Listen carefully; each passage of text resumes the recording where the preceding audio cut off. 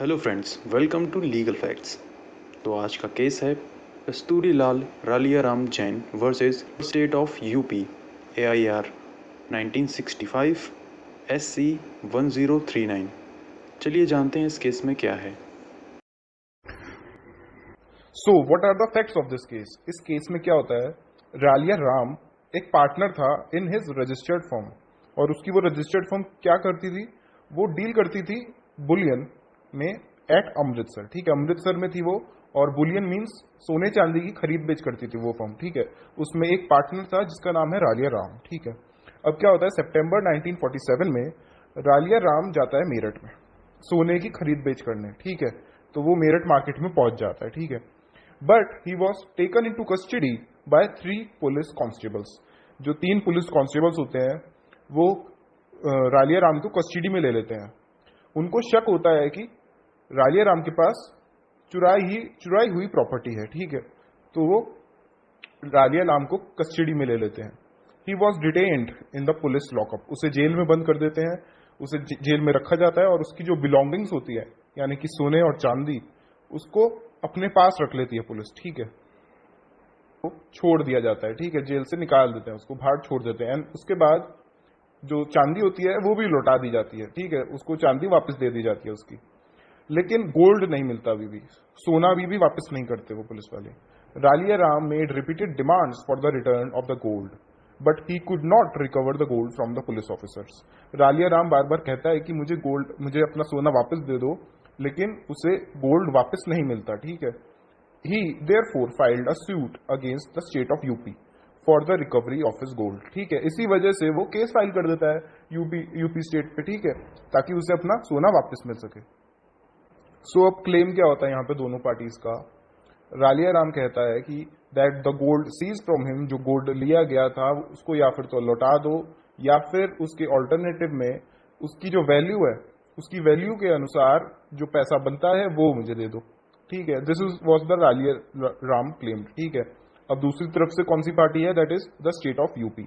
State of UP को यहाँ पे हम रिस्पोंडेंट्स कह सकते हैं। ठीक है, तो स्टेट ऑफ यूपी कहता है कि that they were not liable to return either the gold or to pay its money value। ना तो हम गोल्ड लौटाने के लिए लायबल है, ना ही हम उसकी जो वैल्यू में जो पैसा बनता है हम उसको लौटाने के लिए भी लायबल नहीं है। As the gold in question, जिस गोल्ड की बात हो रही है, वो कस्टडी में लिया गया था बाय वन मोहम्मद आमिर। ठीक है, जो कि तब हेड कांस्टेबल था। ठीक है, उसने कस्टडी में लिया था, और उसने क्या करा उस सोने के साथ वो आगे बताता हूं। सो मोहम्मद आमिर ने क्या करा उस गोल्ड के साथ। मोहम्मद आमिर उस गोल्ड को लेके, जो रालिया राम को बिलोंग करता था, वो उस गोल्ड को लेके भाग गया पाकिस्तान। ठीक है, और उसकी कोई खबर नहीं है अभी तक। ठीक है, ऑल्टरनेटिवली स्टेट ऑफ यूपी ने यह भी कहा दैट ये पुलिस ऑफिसर्स की नेग्लिजेंस का केस नहीं है, इसलिए स्टेट ऑफ यूपी लायबल नहीं है इस केस में। ठीक है, एंड अगर नेग्लिजेंस प्रूफ हो भी जाता है against the said police officers, तब भी state could not be said to be liable for the loss resulting from such negligence. कैसे स्टेट लायबल नहीं होगी, अगर नेग्लिजेंस का केस है तो भी कैसे स्टेट लायबल नहीं होगी वो देखते हैं आगे। तो ये जो केस है वो लोअर कोर्ट में जाता है, फिर हायर कोर्ट में जाता है, और फिर सुप्रीम कोर्ट में जाता है। ठीक है, सो सबसे पहले लोअर और हाई कोर्ट में देखते हैं क्या जजमेंट पास होता है यहाँ पे। सो ट्रायल कोर्ट में जजमेंट पास होता है in the favour of the appellant, यानी कि रालिया राम केस जीत जाते हैं। और ट्रायल कोर्ट में कहा जाता है कि अगर स्टेट ऑफ यूपी से कहते हैं ट्रायल कोर्ट दैट अगर आप गोल्ड वापस नहीं दे सकते हो तो उसकी जो मनी वर्थ है उसके बदले आप उसके इक्वल में पैसा दे दीजिए। ठीक है, फिर जो रिस्पोंडेंट है यानी कि स्टेट ऑफ यूपी चैलेंज करती है इस ट्रायल कोर्ट के ऑर्डर को। ठीक है, before the Allahabad high court. ठीक है, इलाहाबाद हाई कोर्ट में क्या कहते हैं दैट कोई नेग्लिजेंस नहीं हुआ है अगेंस्ट द पुलिस ऑफिसर्स ने कोई नेग्लिजेंस नहीं करा है। ठीक है, तो स्टेट ऑफ यूपी लायबल नहीं हो सकता।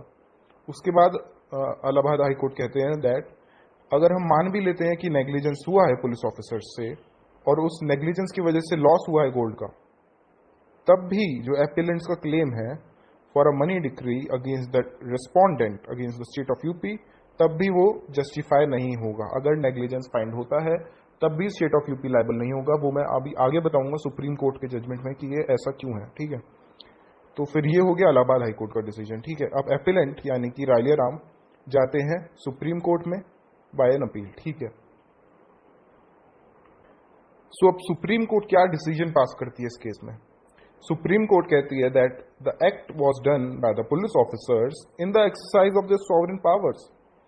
ठीक है, जो पुलिस ऑफिसर्स ने जो काम करा है वो करा है जो स्टेट ऑफ यूपी है उसकी सॉवरेन पावर्स को यूज करते हुए करा है। ठीक है, और सॉवरेन पावर्स के लिए एक स्टेट को विकैरियस लायबिलिटी के अंदर लायबल नहीं ठहरा सकते for the acts of the servants. ठीक है, कोर्ट हेल्ड करती है that it was negligent on the part of respondents employees, यानी कि नेग्लिजेंस हुआ है बाय द पुलिस ऑफिसर्स, लेकिन जो एम्प्लॉय है himself was discharging his sovereign powers. ठीक है, सॉवरेन पावर्स को डिस्चार्ज कर रहे थे। ठीक है, those police officers, the power to arrest a person, to search him and seize his property are powers conferred on the police officers by the statute as sovereign powers। वो sovereign powers है, उसके लिए state liable नहीं हो सकती।